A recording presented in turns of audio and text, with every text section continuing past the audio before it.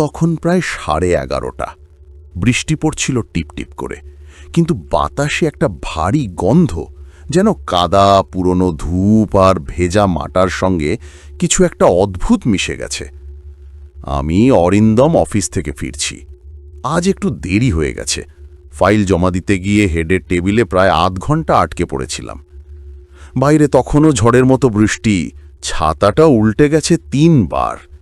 Taxi পাচ্ছিলাম না, তাই ভাবলাম শর্টকাট দিয়ে যাই। এই শর্টকাটটাই আসলে কালো অধ্যায়। একটা সরু রাস্তা, পাশে পুরনো কবরস্থান। দিনে গেলেও মনে হয় কেউ তাকিয়ে আছে ভেতর থেকে। রাতে তো ভাবতেই ভয় লাগে, কিন্তু আজকে ক্লান্তি এত বেশি যে ভয়ের জায়গা নেই, শুধু চাই বাসায় পৌঁছাতে। রাস্তাটা কাদায় ভরা, নর্দমার পানি গড়িয়ে যাচ্ছে পায়ের নিচে। মোবাইলের ফ্ল্যাশলাইট জেলে হাঁটছি। চারপাশে শুধু ঝাপটানো বৃষ্টি আর দূরের বজ্রপাতের আলোয় কবরের পাথরগুলো এক মুহূর্তের জন্য চকচক করে উঠছে।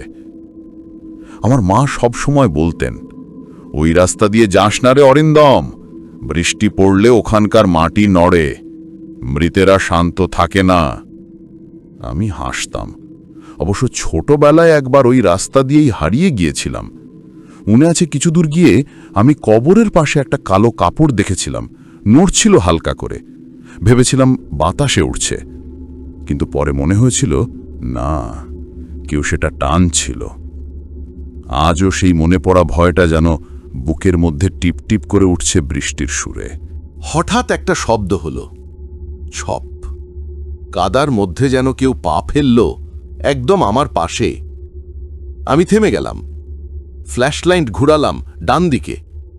কেউ নেই, শুধু কবরের সারি। শ্বাস নিতে কষ্ট হচ্ছিল। ভয় নয়, বরং একটা কৌতূহল। কে ওখানে? আমি বললাম। শব্দটা বৃষ্টির মধ্যে গিলে গেল, কোনো উত্তর নেই। কিন্তু পরের মুহূর্তে দেখি দূরে একটা কবরের মাটি কাঁপছে, আলতো করে যেন নড়ছে। আমি চোখ কুঁচকে তাকালাম। বৃষ্টি পড়ছে কবরের ওপরে, জল গড়িয়ে পড়ছে, কিন্তু মাটি যেন ভিতর থেকে ফুলে উঠছে। গলা শুকিয়ে গেল। এটা বৃষ্টির কারণে, নিজেকে বোঝাতে চাইলাম। পানি জমে মাটি নড়ছে।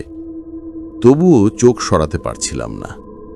একটা কবর, তারপর আরেকটা, তারপর আরো দুটো।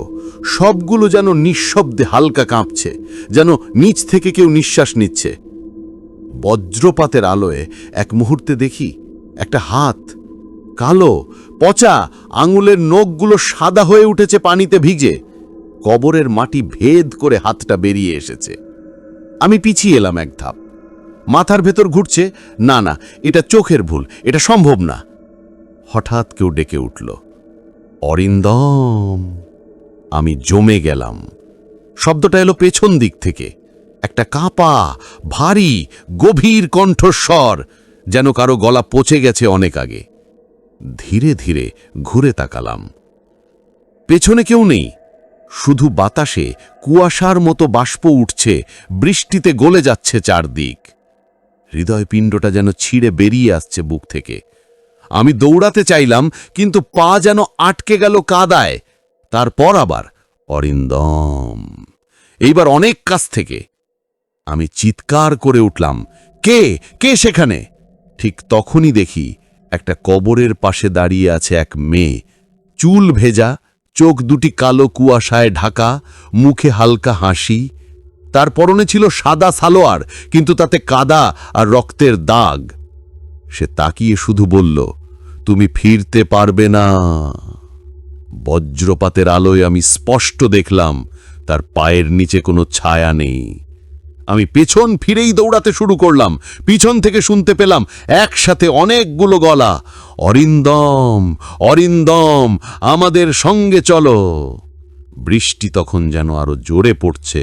কবরের মাটিগুলো ক্রমে নড়ছে, ফেটে যাচ্ছে, আর আমি কাদা মারিয়ে ভয়ে কাঁপতে কাঁপতে ছুটছি অন্ধকার রাস্তা ধরে, যে পথে হয়তো আমার বাড়ি নয়, বরং আমার অতীত লুকিয়ে আছে। আমি যত দৌড়াচ্ছিলাম, মনে হচ্ছিল রাস্তা শেষই হচ্ছে না। বৃষ্টির শব্দে কানে কিছুই ঢুকছে না, শুধু নিজের শ্বাসের আওয়াজ, হুঁ হাঁ, মুঁ হাঁ। পিছন ফিরে তাকানোর সাহস পাচ্ছিলাম না। তবু একবার তাকালাম। কবরের শাড়ি যেন অন্ধকারে দুলছে, আর সেই মেয়েটা দাঁড়িয়ে আছে স্থির হয়ে, কিন্তু তার চোখ আমার চোখের মধ্যেই গেঁথে আছে। এক মুহূর্তের জন্য মনে হলো এই রাস্তা আমি চিনতে পারছি না। এটা কি সত্যি শর্টকাট, নাকি আমি এমন কোথাও ঢুকে পড়েছি যেখান থেকে ফেরার পথ নেই? বৃষ্টির মধ্যে একটা পুরনো গাছের নিচে গিয়ে থামলাম। শরীর কাঁপছে ঠান্ডায়, ভয়ে আর ক্লান্তিতে। জুতোর ভেতর পানি জমে গেছে। মোবাইল বের করলাম, কিন্তু স্ক্রিনে কিছুই দেখা যাচ্ছে না, শুধু বিকট স্ট্যাটিক নড়ছে, যেন টিভির পুরনো সিগন্যালের মতো। হ্যালো হ্যালো, কোনো নেটওয়ার্ক নেই। ঠিক তখনই কানের পাশে ফিসফিস শব্দ, অরিন্দম। আমি ঘুরে তাকালাম। একটা কবরের পাশের গাছের গুঁড়িতে কিছু লেখা, মাটির রঙে, বৃষ্টিতে প্রায় মুছে গেছে, কিন্তু স্পষ্ট দেখা গেল আমার নামটাই সেখানে খোদাই করা, অরিন্দম সেন, মৃত্যু 12 অক্টোবর। আমার বুকের ভেতর ঠান্ডা বরফ ঢুকে গেল। কিন্তু আজ তো 12 অক্টোবরই। আমি থেমে গেলাম। হঠাৎ মনে পড়ল, আজ সকালে অফিসে যাওয়ার সময় একটা অদ্ভুত ঘটনা ঘটেছিল। একটা ট্রাক প্রায় আমার উপর উঠে যাচ্ছিল। আমি বেঁচে গিয়েছিলাম অল্পের জন্য। ভেবেছিলাম শুধু ভয় পেয়েছিলাম, কিন্তু নাকি আমি সত্যি? না না, আমি বেঁচে আছি। আমি চিৎকার করলাম, কিন্তু নিজের কণ্ঠ যেন কারো কানে পৌঁছাচ্ছে না। বৃষ্টি থেমে গেছে, চারদিক নিস্তব্ধ। তখন শুনতে পেলাম পায়ের আওয়াজ। ধীরে ধীরে কাদায় মিশে আসছে একের পর এক টপ শব্দ। দেখি চারপাশের কবর থেকে মাটি সরছে, উঠছে অস্পষ্ট ছায়া। 1 জন, 2 জন, 3 জন, তারা সবাই ধীরে ধীরে এগিয়ে আসছে আমার দিকে। তাদের চোখে শূন্যতা, মুখে পচা মাংস, আর ঠোঁটের কোণে মৃদু এক হাসি। একজন বৃদ্ধ সামনে এসে থামল। চোখের ভেতর দেখা যায় না, কিন্তু কণ্ঠস্বরটা স্পষ্ট। ফিরে জানা অরিন্দম, এখানে আমরা আছি, তুইও থাকবি। আমি এক ধাপ পিছিয়ে গেলাম, বললাম, আমি মরিনি, আমি বেঁচে আছি। বৃদ্ধটা মাথা নাড়ল ধীরে ধীরে। তার চোখে হঠাৎ একটা আলো জ্বলল, একটা হালকা নীলচে আগুনের মতো। সে বলল, তুই নিজের কবরেই দাঁড়িয়ে আছিস। আমি পেছনে তাকালাম। দেখি একটা কবর, একদম নতুন। তাতে খোদাই করা অরিন্দম সেন, জন্ম 1994, মৃত্যু 2025। আমার গলা শুকিয়ে গেল, পা কাঁপছে। আমি হাত বাড়িয়ে পাথরটা ছুঁয়ে দেখলাম। ঠান্ডা, কিন্তু অদ্ভুতভাবে পরিচিত, যেন আমি আগেও এখানে ছিলাম। মাথায় একটা ফ্ল্যাশব্যাক ভেসে উঠল। বৃষ্টির রাত, কালো গাড়ি, উল্টে যাওয়া ট্রাক, আর আমি রাস্তার মাঝে পড়ে আছি। কেউ দৌড়ে আসছে, কিন্তু আমি তখনই চোখ বন্ধ করে ফেলেছিলাম। তাহলে আমি? ঠিক তখনই পেছন থেকে সেই মেয়েটার গলা, তুই বুঝে গেছিস এখন। আমি ঘুরে দেখি সে হাসছে। তার মুখের হাসিটা এবার শান্ত, ভয় নয়। সে এগিয়ে এলো, বলল, তুই আমাদের মতোই, শুধু এখনো মেনে নিতে পারিসনি। তার চোখে জল চিকচিক করছে, কিন্তু সেই চোখে কোনো প্রাণ নেই। সে হাত বাড়িয়ে বলল, চলো, বৃষ্টি থেমে গেছে, এখন বিশ্রাম নেওয়ার সময়। আমি ধীরে ধীরে তার দিকে তাকিয়ে বললাম, না, আমি যেতে পারবো না। সে থেমে গেল, মুখটা নিচু করল। তুই চাইলেও পারবি না। এই রাস্তা যেদিন প্রথম বেছে নিয়েছিলি, সেদিন ফেরা বন্ধ হয়ে গেছে।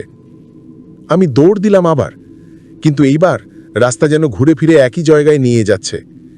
একই গাছ, একই কবর, একই মেয়েটা আমাকে দেখছে, হাসছে, আর পেছনে সেই গলাগুলো ফিসফিস করে ডাকছে, অরিন্দম, বাড়ি ফেরার সময় শেষ। আমি দৌড়াচ্ছি, কিন্তু কোথায় যাচ্ছি জানি না।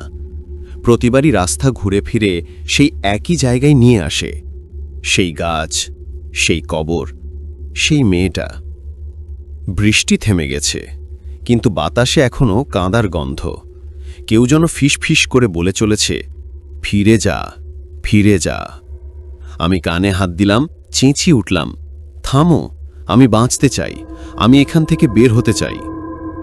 তখনই হঠাৎ বজ্রপাতের আলোয় আমি দেখি দূরে কবরগুলোর মাঝে একটা পুরনো ফটক, অর্ধেক ভাঙা লোহার গেট, তাতে লেখা গোলাপগঞ্জ পুরাতন সমাধিস্থল। আমার মনে পড়ল, এটা সেই কবরস্থান যেটার পাশ দিয়ে আমি সবসময় শর্টকাটে ফিরি। কিন্তু আজ এটা আলাদা। আজ কবরগুলো যেন জীবন্ত, গাছগুলো নিঃশ্বাস নিচ্ছে, বাতাসে কারোর ক্রন্দন মিশে আছে। আমি ধীরে ধীরে গেটের কাছে গেলাম। গেটের পাশে একটা পুরনো পাথরের বেঞ্চ। সেখানে বসে আছে একজন বৃদ্ধ, যেন আমাকে চেনেন অনেক দিন ধরে। তার হাতে লণ্ঠন, চোখে এক অদ্ভুত শান্তি। তিনি বললেন, অরিন্দম, দেরি হয়ে গেছে। আমি হাঁপাতে হাঁপাতে বললাম, আপনি কে? আমি এখানে কিভাবে এলাম? বৃদ্ধটা অনিশ্বাস ফেলল। তুই প্রতিদিন এই রাস্তা দিয়ে যাস, তাই না? আজ তোর ভাগ্যে ছিল শেষ যাত্রা।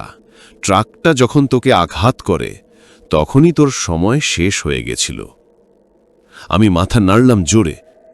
না, আমি তখন উঠে দাঁড়িয়েছিলাম, আমি হেঁটেই বাড়ি ফিরেছিলাম। বৃদ্ধটা তাকালো শান্ত চোখে। ফিরেছিলি? কারা দেখেছে তোকে? আমি থেমে গেলাম। সত্যিই তো, আজ রাতের পর থেকে আমি কারো সঙ্গে কথা বলিনি, কারো মুখ দেখিনি। বাড়ির কাছে পৌঁছেও দেখেছিলাম দরজাটা বন্ধ, জানলায় আলো জ্বলছে, কিন্তু মা দরজা খুলেনি। আমি ভেবেছিলাম হয়তো ঘুমাচ্ছে। বৃদ্ধ বলল, তুই এখনো জীবনের সাথে মিশে থাকতে চাস, কিন্তু ওরা তো জানে তুই চলে গেছিস। আমি হাঁটু গেড়ে বসে পড়লাম কাদায়। মাথার ভেতর সব ঘুরছে, ট্রাকের আলো, চিৎকার, রক্তে ভেজা রাস্তা, সব মনে পড়ছে টুকরো টুকরো করে। আর তখনই আমি দেখি দূরে রাস্তার মোড়ে একটা দৃশ্য, একটা ভিড়, পুলিশের গাড়ি আর একটা সাদা কাপড়ে ঢাকা দেহ। লোকজন বলছে, বেচারা অরিন্দম সেন আজ রাতেই মারা গেছে। আমি দেখতে পাচ্ছি নিজের দেহটা, ভেজা, নিথর, কাদা মাখা। যে আমি এতক্ষণ দৌড়াচ্ছি, সে আসলে মৃত। আমি চিৎকার করতে চাইলাম, কিন্তু গলা থেকে শব্দ বেরোলো না। আমার চোখে জল চলে এলো। না, এটা হতে পারে না, আমি তো এখনো বেঁচে আছি। তখন সেই মেয়েটা আবার এসে দাঁড়ালো আমার পাশে। এইবার তার চোখে কোনো ভয় নেই, বরং এক ধরনের দয়া। সে বলল, আমি রিমা। 1 বছর আগে এই একই রাস্তায় আমারও দুর্ঘটনা হয়েছিল। আমিও তখন ফিরতে চেয়েছিলাম, কিন্তু পারিনি। এখন তুই বুঝলি? আমি তাকিয়ে বললাম, তাহলে তুমি সেই রাতের মেয়েটা? সে মাথা নেড়ে বলল, হ্যাঁ, আমিও তোর মতোই ছিলাম। আমি দেখেছিলাম কেউ মারা গেলেও তার আত্মা যতক্ষণ না নিজের মৃত্যু মেনে নেয়, সে মুক্তি পায় না। রিমা হাত বাড়িয়ে বলল, চলো এবার বিশ্রাম নে, এই রাতই আমাদের ঘর। কিন্তু আমি পিছিয়ে এলাম। না, আমি এখনো যাব না। আমার মা অপেক্ষা করছে, আমার জীবন আছে। রিমা হাসল হালকা করে। তুই ভাবছিস তুই যেতে পারবি? তোকে কেউ দেখবে না, কেউ শুনবে না, কারণ তুই এখন 2 দুনিয়ার মাঝখানে। চারপাশে কুয়াশা নেমে এলো। কবরের মাটির থেকে আলো উঠছে ধীরে ধীরে, সাদা, নীল আর রক্তচাপার মতো লাল। তার সাথে ভেসে আসছে শত শত কণ্ঠ। অরিন্দম, এখন সময় শেষ। আমি পেছনে তাকালাম, দেখি মাটির নিচ থেকে হাত উঠছে, চোখ খুলছে মৃতেরা। তারা হাসছে, কাঁদছে, ডাকছে, সবাই একসাথে আমার নাম নিচ্ছে। বজ্রপাতের আলোয় দেখি রিমা দাঁড়িয়ে আছে সেই নতুন কবরটার পাশে। তার চোখে জল, কিন্তু ঠোঁটে একটা অদ্ভুত প্রশান্ত হাসি। সে বলল, তুই যত পালাবি, ততই ওরা জেগে উঠবে। আমি ঘুরে দৌড় দিলাম আবার। কিন্তু এইবার রাস্তা শেষ হয়ে গেল। সামনে শুধু কবর, অন্ধকার, আর দূরে আমার নিজের দেহ পড়ে আছে কাদায়। বৃষ্টির শেষ ফোঁটাগুলো পড়ছে তার মুখে। আমি বুঝে গেলাম, এই শর্টকাট রাস্তা আসলে জীবন আর মৃত্যুর মাঝের পথ। যে একবার এখানে ঢোকে সে আর ফিরে যায় না। আসসালামু আলাইকুম সম্মানিত ভিউয়ার, সবাই কেমন আছেন? আশা করি সবাই ভালো আছেন। গল্পটি কেমন লাগছে অবশ্যই কমেন্ট করে জানাবেন। লাইক, কমেন্ট, শেয়ার করতে ভুলবেন না। সবারই সুস্বাস্থ্য এবং দীর্ঘায়ু কামনা করছি। আল্লাহ হাফেজ।